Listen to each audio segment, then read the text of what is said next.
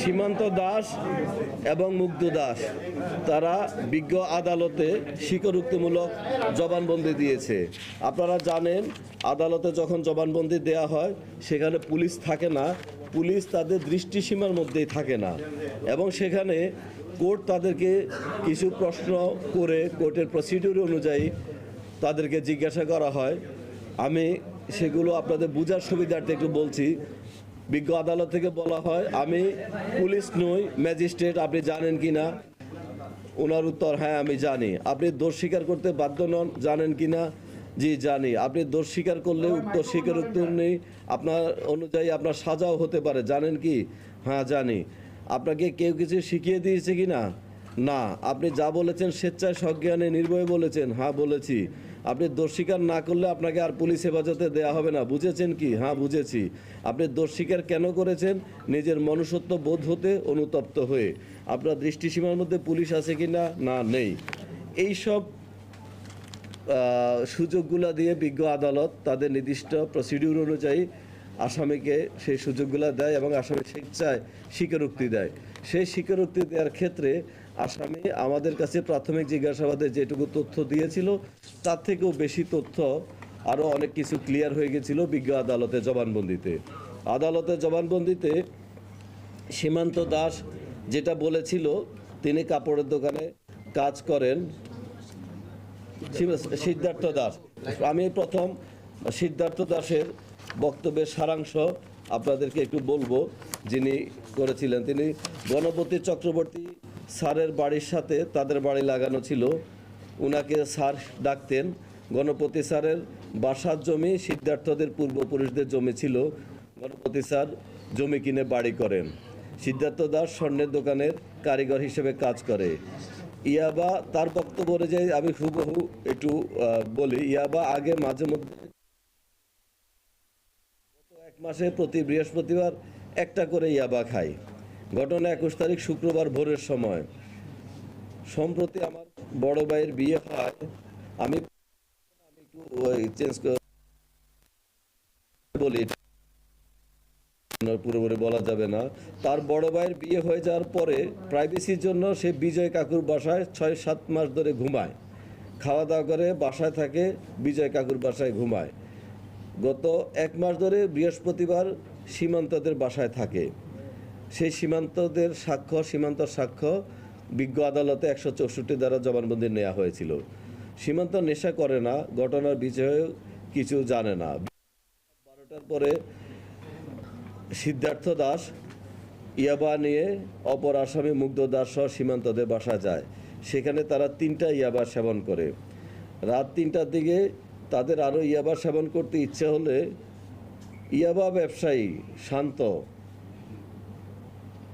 গ্রাম কামাল কাসনা, এর কাছে গিয়ে ফোন দিয়ে আরও 4টা ইয়াবা নিয়ে আসে, ইয়াবা নিয়ে ডাকে। এই পর্যায়ে আমি এরপর শান্তর বাড়ির সামনে থেকে 4টা ইয়াবা নেই। আমরা তদন্তে পেয়েছিলাম সেই ইয়াবা ব্যবসায়ীকে গ্রেপ্তারের প্রচেষ্টা আমাদের চলতেছে এবং আশা করি খুব দ্রুত সে আইনের আওতায় আসবে। সব শেষে তার এটা মোবাইল ফোন জমা দিয়ে বন্ধক রেখে নেয়। পরবর্তীতে ঘটনার পরে ওখান থেকে 15,000 টাকা 2 আসামি নেয়।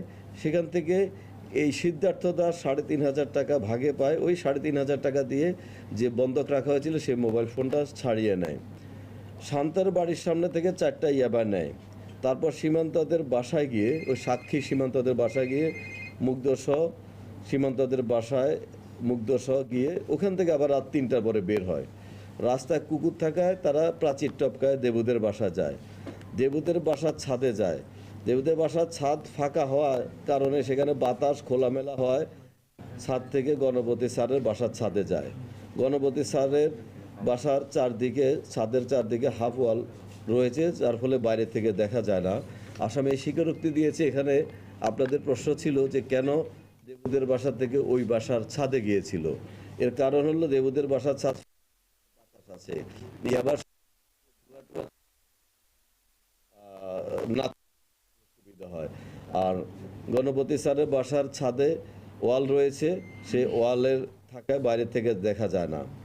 স্যারের বাসার সাথে এরা পানির ট্যাঙ্কির আড়ালে বসে ইয়াবা সেবন করতে থাকলে তারা খেয়াল করে না ভোরের আলো ফুটে যায়। সেই রাতে তারা দুজনে 8টা ইয়াবা সেবন করে। এটা সিদ্ধার্থের জবানবন্দিতে। জীবনে কখনো তারা এত বেশি ইয়াবা সেবন করে নাই, সর্বোচ্চ 2টা ইয়াবা একসাথে সেবন করেছিল। সকালে গণপতি স্যার ছাদে হাঁটতে এসে তাদের দেখে ফেলে ধমক দেয় এবং জোরে জোরে বলে, তোরা এত সকালে এখানে কি করিস? তখন তাদের মাথা কাজ করছিল না, তারা মান সম্মানের ভয়ে গলায় গামছা পেঁচিয়ে মুগ্ধ দাস এবং সিদ্ধার্থ দাস গামছা দিয়ে টান মেরে ফেলে। এই যে এটা আমরা পরবর্তীতে আমরা মেডিকেল থেকে যে রিপোর্ট পেয়েছি সেটা ময়নাতদন্তের রিপোর্টে সেখানেও চলে আসছে যে এটা অ্যাসফেক্সিয়া বা শ্বাসরোধ কারণে হত্যা, অর্থাৎ এই বক্তব্যের সাথে মেডিকেলের যে রিপোর্ট সেটা মিলে গিয়েছে। তখন স্যারের দেহ টিন দিয়ে ঢেকে রেখে পালিয়ে যাওয়ার সময় সম্ভবত স্যারের স্ত্রী এবং মেয়ে শব্দ শুনে ছাদে চলে আসে। তাদের দেখে চিল্লাতে লাগলে মুগ্ধের হাতে স্যারের গামছা ছিল, সেই গামছা দিয়ে স্যারের স্ত্রী গলা চিপে ধরে, আর সিদ্ধার্থ দাস স্যারের মেয়ের গলা চিপে ধরে, আরেক হাতে মুখ চিপে ধরে। মুগ্ধ স্যারের স্ত্রীকে মারার পর সেই গামছা দিয়ে আবার দুজনে একসাথে মেয়ের গলায় পেঁচায়। তাতে মেয়ে না মরলে পাশে কবুতরের খাবার রাখার বাক্স থেকে রশি নিয়ে এসে মেয়েটার গলা পেঁচিয়ে দুই দিক থেকে টান দেয়। ছাদে একটা পুরাতন প্লাস পায়। বাড়িতে কোনো সিসি ক্যামেরা আছে কিনা সেই ভয়ে তারা ওই প্লাস নিয়ে নিচতলা গিয়ে বিদ্যুতের তার কেটে দেয়, যেন সিসিটিভি থাকলে সেটা ডিসকানেক্ট হয়। তখন মুগ্ধ ছাদের উপরে ছিল। আবার সিদ্ধার্থ আবার ছাদে গিয়ে মুগ্ধ সহ দুজনে মা মেয়ের লাশ ছাদের গেটের ভিতরে সিঁড়ির দিকে রাখে, দেবুদের ছাদ হয়ে থেকে যেন দেখা না যায়।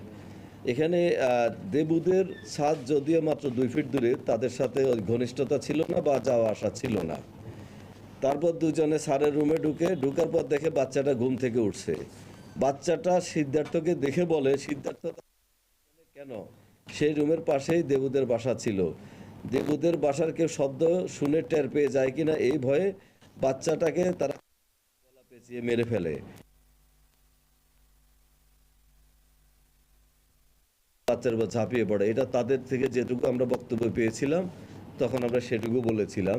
তো এখানে কোর্টে গিয়ে তারা বলেছে, বিজ্ঞ আদালতে তারা স্বীকারোক্তি দিয়েছে, বাচ্চাটা ঘুম থেকে উঠে সিদ্ধার্থকে বলেছে, সিদ্ধার্থের নাম ধরে বলেছে যে, সিদ্ধার্থ দা তুমি এখানে কেন? এরপরে তারা অনেক ক্লান্ত হয়ে যায়, ক্লান্ত হয়ে গোসল করার পরে আরো একটা ইয়াবা ছিল সেখানে, এটা সেবন করে। মাথায় বুদ্ধি আসে, যেহেতু চুরি বা ডাকাতি হিসাবে মানুষ মনে করে এমন কিছু করে। তখন তারা ড্রয়ার খুলে সব এলোমেলো করতেছিল, মুগ্ধ অলংকার এনে দিচ্ছিল, আর সিদ্ধার্থ সেই অলংকারগুলো প্লাস্টিকের বাক্সে এবং কাপড়ের প্যাকেটে ঢুকাচ্ছিল। এরপরে সেই বাড়িতে তারা টাকা পায় 15,000। জুম্মার নামাজের সময় স্যারের বাসার ছাদ হয়ে দেবুদের বাসার ছাদ দিয়ে সাবধানে দেয়াল টপকায় বাইরে বের হয়ে যায়। মুগ্ধ সেই 15,000 টাকা নিয়ে গিয়েছিল। স্বর্ণ সিদ্ধার্থ নিয়ে গিয়েছিল, নিয়ে রাস্তার গলিতে রাখে। পরে কাউকে বুঝতে না দিয়ে পূর্ণিমা কাকির বাসার পেছনে মাটিতে পুঁতে রাখে। বিজয় কাকা, পূর্ণিমা কাকি তারা এসব বিষয়ে কিছু জানতো না। বাসায় গিয়ে আবার গোসল করে মুগ্ধের কাছে আবার যায়, গিয়ে 3,500 টাকা নেয়। এই 3,500 টাকা দিয়ে পরবর্তীতে যে মোবাইলটা বন্ধ ছিল সেটা উদ্ধার করে। পরের দিন মুগ্ধের সাথে যোগাযোগ হয় না, বাসায় ছিল। এরপরে তাকে পুলিশ ধরে নিয়ে আসে। আর মুগ্ধ দাস যেটা স্বীকার করেছে তার সামারিটা এইরকম। তার নাম মুগ্ধ দাস, অপর আসামির নাম সিদ্ধার্থ দাস। 21 তারিখ আনুমানিক রাত 3টা 3:30টার সময় ইয়াবা খাওয়ার জন্য গণপতি স্যারের বাসার পাশে দেবুদের বাসার বাউন্ডারি ওয়াল টপকায় দেবুদের বাড়িতে ঢুকে। দেবুদের বাড়ির 3 তলা, নিচতলা কাজ শেষ হয়নি, তাই নিচতলা সিঁড়িতে কোনো দরজা। আপনারা সাংবাদিকরা সবাই গিয়েছেন, দেখেছেন, এটা ফ্রিলি যাওয়া আসা করা যায়। দেবুদের বাড়ির ছাদ খোলা ছিল, তাই সিদ্ধার্থের পরামর্শে দুজনে গণপতি স্যারের বাসার ছাদে ছিল। সে আরও 2-1 দিন গণপতি স্যারের বাসার ছাদে ইয়াবা খেয়েছে। 2টা ছাদ পাশাপাশি, দূরত্ব 2 থেকে 2.5 ফিট। গণপতি স্যারের বাসার ছাদে পানির ট্যাঙ্কির আড়ালে বসে দুইজন খাওয়া শুরু করে। ইয়াবা খেতে খেতে ভোরের আলো ফুটে যায়। সেদিন 9টা ইয়াবা সেবন করেছিলাম। তাহলে আমাদের সিদ্ধার্থ বলেছে 8টা, এখানে বলছে 9টা। 9টা হতে পারে, ওই 8টার নিচে পরে একটা খেয়েছে, দুইটা মিলা 9টা হতে পারে। জীবনে এত বেশি নেশা আর কখনো করে নাই। দিনের আলো ফুটার পর গর্ভবতী স্যার ছাদে এসে দুজনকে দেখে ফেলে। দুজন স্যারকে দেখে দাঁড়ান। স্যার তাদেরকে চিল্লায় রাগারাগি করে বলে, তোরা এখানে কি করিস, কি করতেছিস? এই কথা বলার পর মান সম্মানের ভয়ে চিল্লালে মানুষ জেনে যাবে, এর ভয়ে তারা আর কোনো কথা বলার সুযোগ না দিয়ে দুজনে ধরে ফেলে স্যারের সাথে ধস্তাধস্তি হয়। স্যারের ঘাড়ে থাকা গামছা দিয়ে সিদ্ধার্থ গলায় প্যাঁচ দিয়ে দুই দিক থেকে টান দেয়, মেরে ফেলে পরে সেখান থেকে পালানোর প্ল্যান করে। স্যারের মৃতদেহ ছাদের এক কোনায় রাখার সময় স্যারের স্ত্রী এবং মেয়ে ছাদে চলে আসে। সম্ভবত শব্দ শুনে তারা ছাদে আসেন। ছাদে এসে তারা 2-3বার চিৎকার দেয়। এই 2-3বার চিৎকারের বিষয়ে একটু আমি বলি। এখানে চিৎকার শুনেছে এরকম আমরা একটা সাক্ষ্য পেয়েছিলাম। এক ভদ্রমহিলা বলেছিলেন, এখানকার অধিবাসী। সেই ভদ্রমহিলা এইটুকু তথ্য দিয়েছেন, বাট বিস্তারিত দেওয়ার আগে তার স্বামী তাকে আবার পিটিয়েছে কেন পুলিশকে তথ্যটা দিয়েছে। তো এখানে আমি বলবো জনগণের এটাতে সহযোগিতা করা উচিত। এরকম একটা চাঞ্চল্যকর খুন, 4টা মার্ডার হয়ে গেছে, সেখানে পুলিশ সব কিছু করবে, জনগণের সহযোগিতা পেলে আর একটু ভালো হয়। একটা মানুষ শুনেছে সেটুকু সাক্ষ্য দেওয়া উচিত, এবং তাকে তার স্বামী পিটিয়েছে, এটাও আপনারা আপনারা এখানকার সাংবাদিক, আপনারা এটা একটু খোঁজখবর নেবেন। তখন এই মুগ্ধ দাস, স্যারের স্ত্রী এবং সিদ্ধার্থ দাস স্যারের মেয়ের গলা চিপে ধরে। 5 মিনিটের মতো ধস্তাধস্তি করতে করতে দুজনকে মেরে ফেলে। স্যারকে ছাদে থাকা টিন দিয়ে কোনায় ঢেকে রাখে। মা মেয়ের লাশ দরজার আড়ালে রেখে দোতলা যায় এলোমেলো করার জন্য, যাতে মানুষ মনে করে বাসায় চুরি বা ডাকাতি হয়েছে। দোতলায় গিয়ে রুমে ঢুকে যায়। মেন গেট খোলা ছিল। মেন গেট বলতে ছাদের মেন গেট। থাকা অবস্থায় দেখি রুমের মেন গেট। ছেলেটা তার রুমে কেবল ঘুম থেকে উঠে বিছানায় আছে। সে এদেরকে দেখে চিৎকার করে বলে উঠে সিদ্ধার্থকে চেনে, এবং সিদ্ধার্থর নাম ধরে একবার চিল্লাইছিল। তখন তারা দুজনে গিয়ে ছেলেটাকে কোনো চিৎকারের সুযোগ না দিয়ে বিছানায় ফেলে পেটিকোট দিয়ে ছেলেটা গলা চিপে মেরে ফেলে। তারপর অনেক ক্লান্ত হয়ে যায়, বাথরুমে গিয়ে গায়ে মাথায় পানি ঢালে। আশেপাশে সবাই ঘুম থেকে জেগে উঠছিল, ফলে মানুষ দেখতে পারে, এ ভয়ে আর বের হয় নাই। ডাইনিকে কিছুক্ষণ রেস্ট নিয়ে বাড়ির জামা কাপড়, খাতা বই, আলমারি উলটপালট করে কিছু স্বর্ণ নেয়, উলটপালট করে যাতে মানুষ ভাবে ডাকাতি হয়েছে। তারপর জুম্মার নামাজের সময় মানুষ কমে গেলে স্যারের বাসার ছাদে উঠে দেবুতের বাসার ছাদ দিয়ে পালিয়ে যায়। সিদ্ধার্থ স্বর্ণের সেই ব্যাগ একটা গলির মধ্যে নিয়ে যায়। পরে মুগ্ধের বাড়িতে এবং সিদ্ধার্থ তার বাড়িতে চলে যায়। সিদ্ধার্থের পূর্ণি কাকির বাসার মাটিতে পুঁতে রাখে। পূর্ণি কাকি এ বিষয়ে কিছু জানতেন না। পরের দিন সিদ্ধার্থ দোকানে কাজে যায়, সে বাড়িতে ছিল, তাকে পরে পুলিশ ধরেছে। তো তাদের প্রাথমিক পুলিশের কাছে বক্তব্য আর বিজ্ঞ আদালতে যে বক্তব্য দিয়েছে, এটাতে আরও অনেক কিছু ক্লিয়ার হয়ে গিয়েছে। আমাদের কাছে ময়নাতদন্তের যে রিপোর্ট এসেছে, সেই রিপোর্টে 4 জনকে শ্বাসরোধ করে হত্যার বিষয়টা ময়নাতদন্তে প্রমাণিত হয়েছে। আর যে 2 জন নারী ভিকটিম আছেন, আগামী চক্রবর্তী এবং প্রীতিলতা চক্রবর্তী, আমি ওনাদের প্রতি সম্মান রেখে, মৃতদেহের প্রতি সম্মান রেখে বলছি যে ওনাদের ভ্যাজাইনাল সোয়াব নেওয়া হয়েছিল, কোনো ধর্ষণের আলামত পাওয়া যায় নাই। আর অ্যাসফেক্সিয়া বা গলায় শ্বাসরোধ করলে, এটা আপনারা জানেন, এটা যাদের অভিজ্ঞতা আছে, বীর্য বের হয়ে যায়, মলমূত্র। এই বীর্য হলো ওই ডেড বডির বীর্য, এটা অন্য কোনো বাইরের বীর্য না। আর এটা আমরা একটা দেখছি যে একজন ডোমের কথা একটু প্রচলিত হয়েছে, সেখানে কিন্তু বলছে যে তার বীর্য বের হয়েছে, অর্থাৎ ভিকটিমের। তো এটা হলো গলায় ফাঁস লাগলে এবং চোখগুলো একটু বের হয়ে আসে, এটা হলো গলায় ফাঁস লাগলে এই জিনিসগুলো হয়।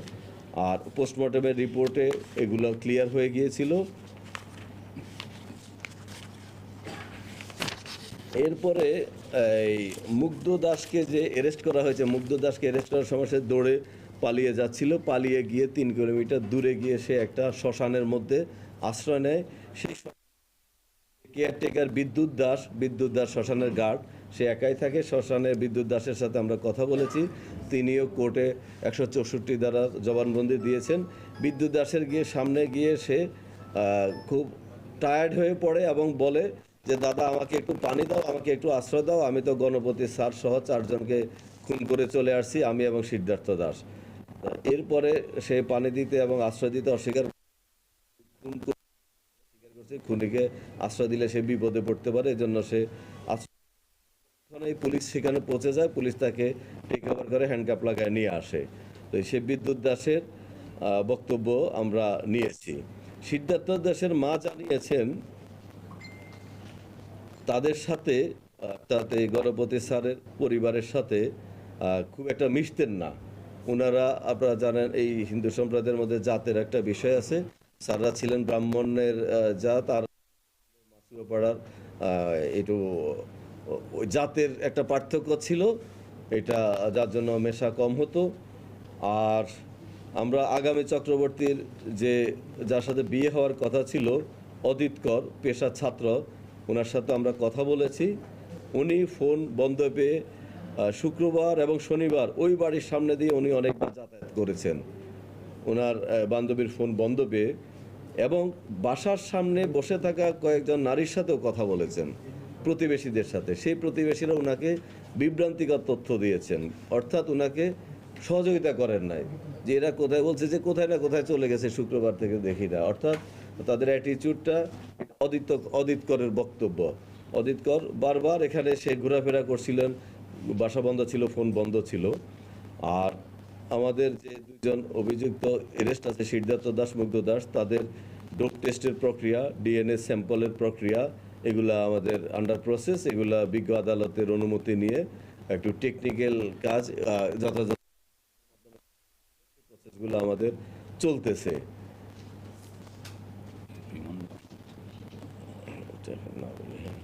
আর ওই যে বন্ধুর সীমান্ত দেশের বাসায় ওই ঘটনার আগে তারা 3 করেছিল, সেই সীমান্ত দাস কোর্টে স্বীকারোক্তিমূলক জবানবন্দি দিয়েছেন সাক্ষী হিসাবে।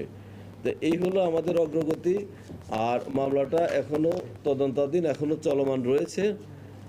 মামলাটার পরবর্তী কোনো আপডেট পেলে, যেহেতু এই মামলাটা অত্যন্ত চাঞ্চল্যকর মামলা, দেশ বিদেশের জনগণের সবার এটা জানার প্রতি আগ্রহ আছে, আমরা আপনাদেরকে ডেকে পরবর্তী তথ্য অগ্রগতি আমাদের পক্ষ থেকে যিনি থাকবেন তিনি আপনাদেরকে জানাবেন। আর আমার এই ঘটনাটা ঘটে গত 21 তারিখ রাতে, মামলাটা হয় 23 তারিখ। তো এর আগে আমার বদলি হয়ে আছে আরও 10 দিন আগে, এই মাসের 12 তারিখে, 12ই আগস্ট। এই 12ই আগস্ট তারিখ আমার, সে যেখানে বদলি আছেন সেখানে যিনি আছেন ওনার বদলি হয়েছিল না, এই জন্য আমরা যেতে পারি নাই। তো উনি ওনার অন্য জায়গায় বদলি হয়েছিলেন, অন্য ইউনিটে। উনি আমার সিনিয়র, উনি চলে গেলে আমি সেখানে আমার দায়িত্ব নিব ইনশাল্লাহ। এটা হলো একটা বদলি, পদায়ন, এগুলো একটা চলমান প্রক্রিয়া, স্বাভাবিক প্রক্রিয়া। এটার সাথে এই মামলার সম্পর্ক নেই, কারণ বদলিটা এই মামলার 10 দিন আগে হয়েছে, অর্থাৎ 10 দিন পরে এই মামলাটা হয়েছে। আর মামলা যিনি থাকুক, এই চেয়ারে যারাই থাকুক, তারা সর্বোচ্চ পেশাদারিত্ব নিয়ে এবং আইন বিধি মোতাবেক মামলার তদন্ত কাজ, আর জনগণের চাহিদার প্রেক্ষিতে আপনাদেরকে মামলার অগ্রগতি জানাবেন। সবাইকে ধন্যবাদ।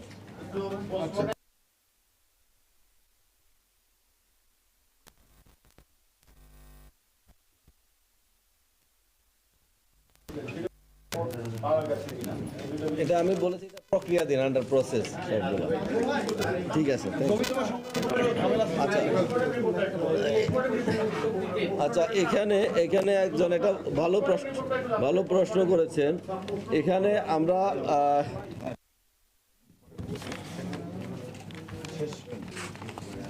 এখানে যে আসামি, প্রথম কথাটা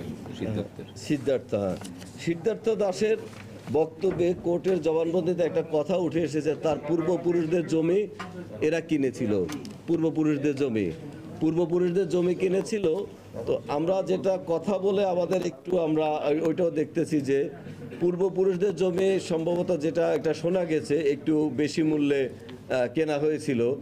ওই জমি কেনাটা হয়তো তারা বা তাদের তাদের বংশরা, শরিকরা, তারা ওটা ভালোভাবে নেয় নাই, এবং তারা শরিকরা যারা আছে তারা সবাই টাকা যেটা পাওয়ার কথা, তাদের অংশীদাররা ওই টাকাটা পায় না। আনুপাতিক হারে তাদের যে ইয়েটা আছে শরিকরা, এটা তারা টাকাটা পায় না। তাদের এটা নিয়ে একটা মনের মধ্যে একটা ক্ষোভ থাকতে পারে, সেদিকটা আমরা দেখতেছি। আরেকটা হলো এখানে গণপতি স্যারদের ফ্যামিলির সাথে ওটা মাসুয়া পাড়ার বেশিরভাগ লোক হলো দাস বংশের, আর স্যাররা হলেন ব্রাহ্মণের জাত। তো সেখানে একটু ব্যবধান ছিল, অর্থাৎ মেলামেশা রাস্তাঘাটে দেখা হতো, কিন্তু বাসাটা আসা যাওয়া এটা ছিল না। এটা তো তাদের মনের মধ্যে কোনো ক্ষোভ থাকতে পারে। এই দুটো বিষয়, এগুলো আমরা দেখতেছি। এবং আরও কোনো বিষয় যদি আপনাদের কারো কোনো তথ্য থাকে সেগুলো আমরা দেখব। মামলার প্রক্রিয়াটা কন্টিনিউয়াসলি চলতেছে।